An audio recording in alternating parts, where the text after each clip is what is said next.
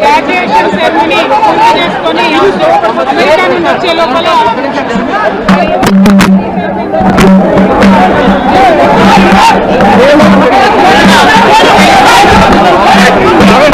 మరి సందర్భంగా నేను చెప్పదలుచుకున్నది ఒకటి, 2 వారాల క్రితం నేను గౌరవనీయులు పెద్దలు కేసీఆర్ గారికి లేఖ రాయడం జరిగింది.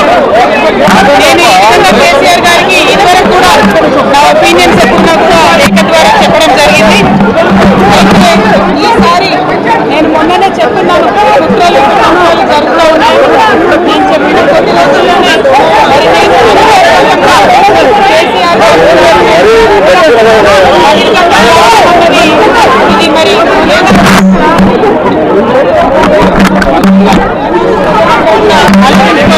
విషయం. నేను వేరే ఏ విషయాలు చెప్పలేదు. నేను కేవలం పార్టీలో ఉండేటటువంటి అన్ని స్థాయిలో ఉన్నటువంటి నాయకులందరూ అనుకుంటున్నటువంటి విషయాలు. దాదాపు సగం తెలంగాణ నేను ఈ సందర్భంగా ఈ మధ్యలో పూజ చేసినటువంటి సందర్భంలో తెలంగాణ ప్రజల నేను పెద్ద ఎత్తున చెప్పడం జరిగింది తప్పితే నా పర్సనల్ ఎజెండా ఏమీ లేదు. నాకు వ్యక్తిగతంగా ద్వేషం లేదు, ప్రేమ లేదు. కానీ నేను రాసినటువంటి లేఖ చాలా అంతర్గతంగా పార్టీలో మా నాయకుడికి రాసినటువంటిది. అటువంటి బహిర్గతమైందంటే మరి దాని వెనుక ఉన్నది ఎవరన్నటువంటిది ఆలోచించుకోవాల్సినటువంటి సందర్భం.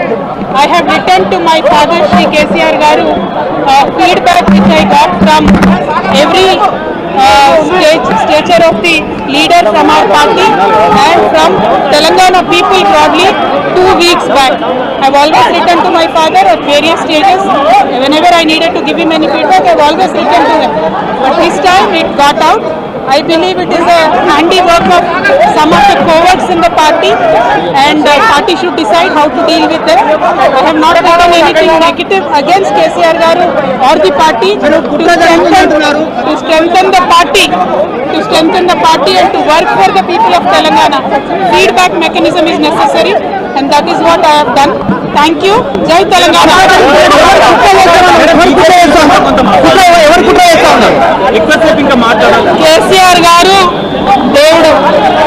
కేసీఆర్ గారు దేవుడు కానీ కేసీఆర్ గారి చుట్టూ కొన్ని దయ్యాలు ఉన్నాయి. వాళ్ళ వల్ల చాలా నష్టం జరుగుతున్నది. పార్టీలో ఉండేటటువంటి నేను కేసీఆర్ గారి కూతుర్ని అంతరంగికంగా నేను రాసినటువంటి లేఖనే బయటికి వచ్చిందంటే మరి ఇతర సామాన్యుల సంగతి, ఇతరుల పరిస్థితి ఏంటి పార్టీలో అన్నది ఇవాళ చర్చ జరగాల్సినటువంటి అవసరం ఉన్నది. దానికోసమే ఇవాళ నేను మీతో మాట్లాడుతూ ఉండేటప్పుడు రెగ్యులర్గా నేను ఇచ్చిన ఫీడ్బ్యాక్ అందులో స్పెషల్ ఏం లేదు. ఏ మీటింగ్ అయినా ఏదైనా కూడా నేను సార్కి ఇస్తానే ఉంటాను. కానీ ఈసారి ప్రత్యేకించి బయటికి రావడం అన్నది నేను బాధాకరంగానే ఉన్నది. ఈ లేఖ ఈ విషయం అంతా చూసుకొని కాంగ్రెస్ బీజేపీ పార్టీలు బాగా సంబరపడుతున్నట్టున్నాయి. కోతి కొబ్బరికాయ కొట్టినట్టుగా ఏదో బీఆర్ఎస్ పార్టీ ఆగమైంది, కేసీఆర్ గారికి ఏమో అంత సీన్ లేదు. మా నాయకుడు కేసీఆర్ గారి నాయకత్వంలోనే తెలంగాణ బాగుపడుతుంది, ముందుకు పోతుంది. మనలో ఎటువంటి అనుమానం లేదు. కేసీఆర్ గారి నాయకత్వంలోనే బీఆర్ఎస్ పార్టీ కూడా ముందుకెళ్తుందని చెప్పి నేను బలంగా పార్టీలో ఉన్నటువంటి చిన్న చిన్న లోపాలను డిస్కస్ చేసుకొని సవరించుకొని కోట్లను పక్కకు జరుపుకుంటూ ముందుకు పోతే పార్టీ 10 కాలాల పాటు చల్లగుంటుంది అనేటువంటి నా భావన. బీజేపీ కానీ కాంగ్రెస్ కానీ తెలంగాణ ప్రజలకు పెట్టింది ఏమీ లేదు. 2 పార్టీలు కూడా తెలంగాణను ఫెయిల్ చేసినాయి. ఆ 2 పార్టీలకు కూడా ఆల్టర్నేటివ్ కేసీఆర్ గారి నాయకత్వమే. ఆ కేసీఆర్ గారి నాయకత్వంలోనే తెలంగాణ ముందుకు పోతుందని నేను బలంగా నమ్ముతా ఉన్నాను. Thank you.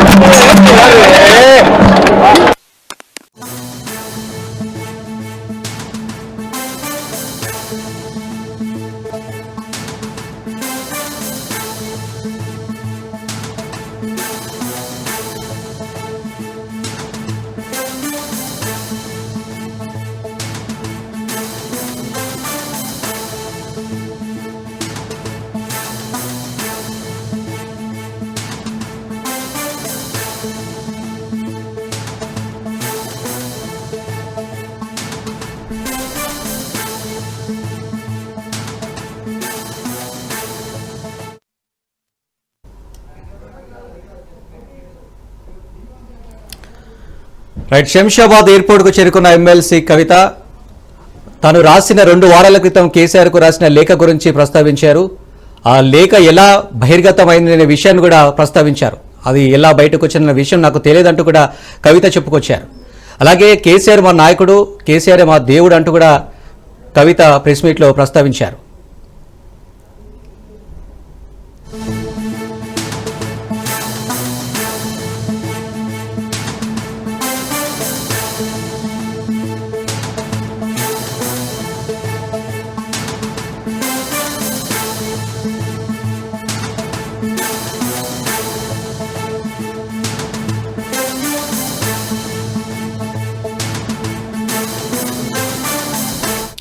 రైట్, కొద్దిసేపటి క్రితం శంషాబాద్ ఎయిర్పోర్ట్ కు చేరుకున్న కవిత తాను రాసిన 2 వారాల క్రితం కేసీఆర్ కు రాసిన లేఖ గురించి ప్రస్తావించారు. ఆ లేఖ ఎలా బయటకు వచ్చిందో తనకు తెలియదంటూ కార్యకర్తల అభిప్రాయాల మేరకే చెప్పుకొచ్చారు. అలాగే కేసీఆర్ మా దేవుడు, కేసీఆర్ చుట్టూ దయ్యాలు ఉన్నాయంటూ కూడా కవిత ప్రస్తావించారు.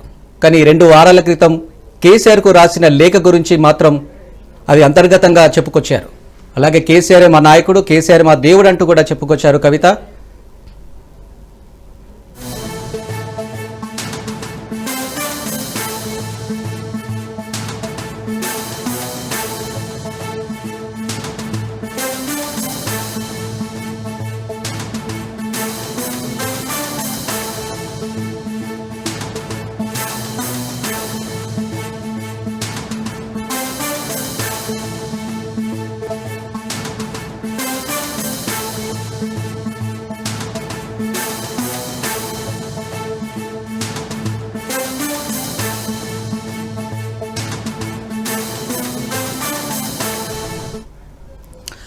రైట్, కవిత ప్రస్తావించిన మాటలకు సంబంధించి డీటెయిల్స్ శంషాబాద్ నుంచి మా ప్రతినిధి సైదులు అందిస్తారు. సైదులు, చూసాం ఇప్పటి వరకు శంషాబాద్ చేరుకున్న కవిత తను రాసిన లేఖ గురించి అయితే ప్రస్తావించారు.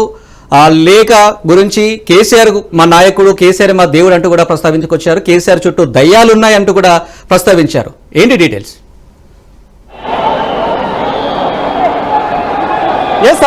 ఎగ్జాక్ట్లీ, ఖచ్చితంగా. ఎందుకంటే కేసీఆర్ మంచివాడే, కేసీఆర్ చుట్టే కొంతమంది దయ్యాలు ఉన్నారని చెప్పేసి కూడా ఆమె చెప్పారు.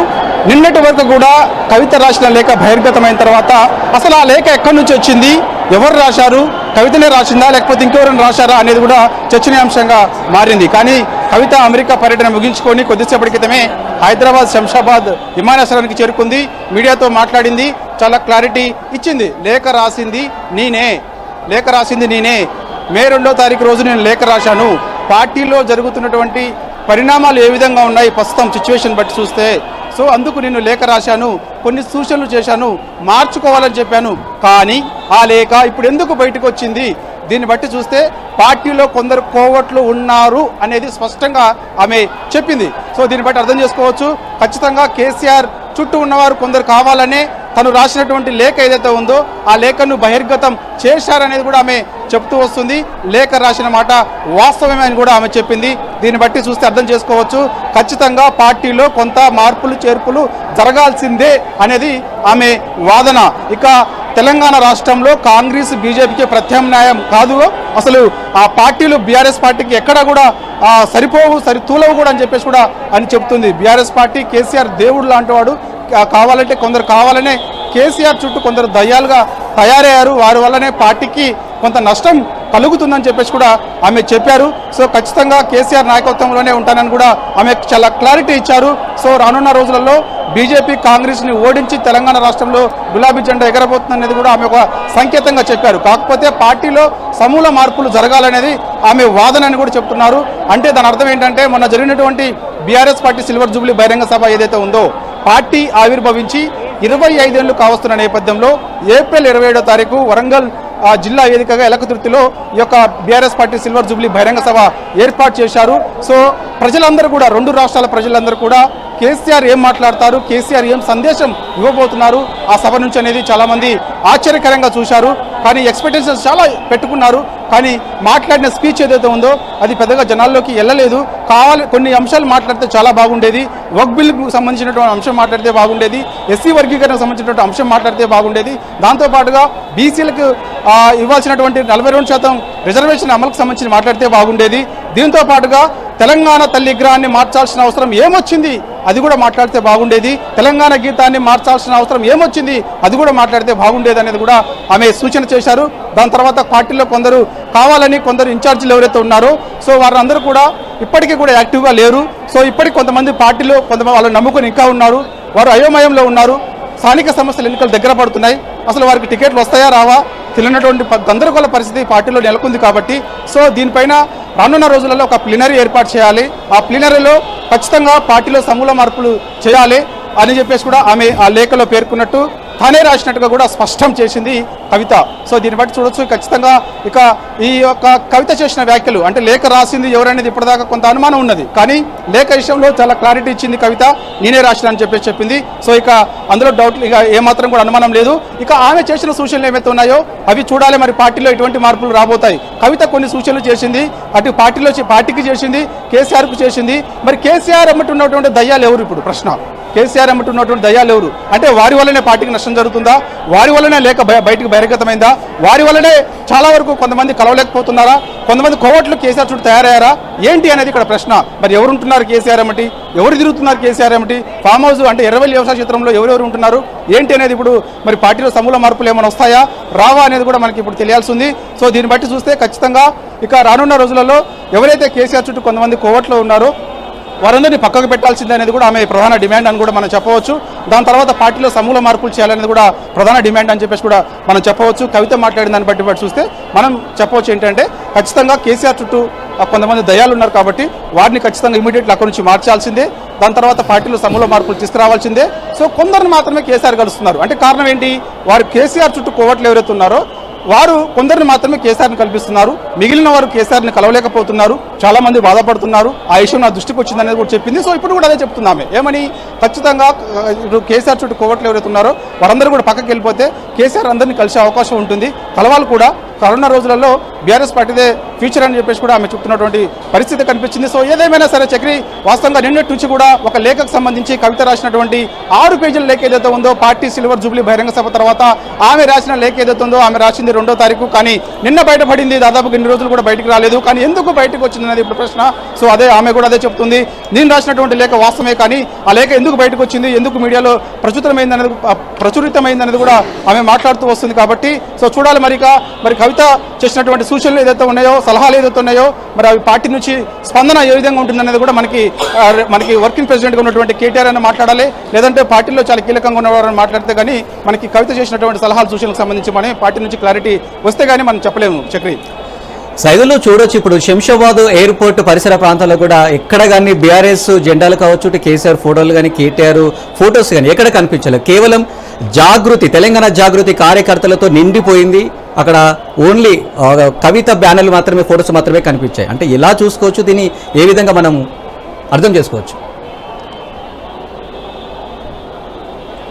చక్రి, వాస్తవంగా చెప్పాలంటే బీఆర్ఎస్ జెండాలు అయితే మనకి శంషాబాద్ విమానాశ్రయంలో ఎక్కడ కనిపించలేదు, బీఆర్ఎస్ నాయకులు ఎవరు కనపడలేదు. ఎందుకంటే ఈ యొక్క నియోజకవర్గ పరిధిలో ఉన్నటువంటి గ్రామ, మండల, జిల్లా నియోజకవర్గ నాయకులు ఎవ్వరు కూడా ఇక్కడ కనపడలేదు. కనపడ్డదల్లా జాగృతి మహిళా నాయకులు కనిపెట్టారు, బీసీ సంఘాల నాయకులు కనిపించారు, ఇక కవితకు ఉన్నటువంటి కొంతమంది అభిమానులు మాత్రమే కనిపించారు. కవిత కటౌట్స్ పట్టుకున్నారు. బీసీ సంఘాల నాయకులేమో సామాజిక తెలంగాణ లక్ష్యమే ధ్యేయంగా పనిచేస్తున్నటువంటి కవితకు స్వాగతం సుస్వాగతం అంటూ బీసీ సంఘాల నాయకులు స్వాగతం పలుకుంటూ ప్లకార్డ్స్ పట్టుకున్నారు. ఇక జాగృతి నాయకులు మాత్రం జాగృతి ఫ్లెక్సీలు పెట్టుకొని స్వాగతం చెప్పారు. కాకపోతే జాగృతి దాంట్లో కవితతో పాటుగా లెఫ్ట్ సైడ్లో పైన కేసీఆర్ ఫోటో ఉన్నది. సో ఎక్కడ కూడా గులాబీ జెండా కనపడలేదు. కాకపోతే కొంత ఇక్కడ కొన్ని అనుమానాలు రేకెత్తిస్తున్నాయి. అంటే ఏంటి అంటే, మనకు వాస్తవంగా చెప్పాలంటే కవిత మొదటి నుంచి కూడా జాగృతిలో చాలా కీలకంగా పనిచేస్తుంది. ఈ మధ్య చూసాం మనం, యాక్చువల్గా కొన్ని కమిటీలు గతంలో రద్దు చేసింది పార్టీ ఓటమి తర్వాత, నూతన కమిటీలు ఏర్పాటు చేసుకుంటూ పోతుంది. ఇప్పటికే ఇటు బీసీలకు సంబంధించినటువంటి హామీలు, కాంగ్రెస్ పార్టీ ఇచ్చినటువంటి హామీలకు సంబంధించి కానీ, దాని తర్వాత ఇక అసెంబ్లీలో మహాత్మా జ్యోతిరావు పూలే విగ్రహం ఏర్పాటు చేయాలని డిమాండ్ చేస్తూ ఆమె అనేక కార్యక్రమాలు, రౌండ్ టేబుల్ సమావేశాలు నిర్వహిస్తూ వస్తుంది. ఇప్పటివరకు 48 నియోజకవర్గాలు ఆమె తిరిగింది. పార్టీ ఓటమి తర్వాత, అంటే కాంగ్రెస్ పార్టీ అధికారంలోకి వచ్చి 18 ఏళ్ళు కావస్తుంది. సో ఇప్పటివరకు ఆమె చేసినటువంటి కార్యక్రమాలు మాత్రం ఇవి. కాకపోతే ఆమె జాగృతికి సంబంధించినటువంటి అంశం మీదనే ఆమె వెళ్తుంది. సో పార్టీలో ఉన్నప్పటికీ కూడా జాగృతిని మరోసారి బలోపేతం చేసేందుకు ఆమె ముందుకెళ్తుంది. దానిలో భాగంగా మరి ఇప్పుడు వచ్చిన వాళ్ళు అయితే మాత్రం ఎవరు కూడా పార్టీ వాళ్ళు అయితే కనిపించలేదు, ఓన్లీ జాగృతి వాళ్ళే కనిపించారు, బీసీ సంఘాల నాయకులు మాత్రమే కనిపించారు, కవితకు సంబంధించినటువంటి అభిమానులు మాత్రమే ఇక్కడ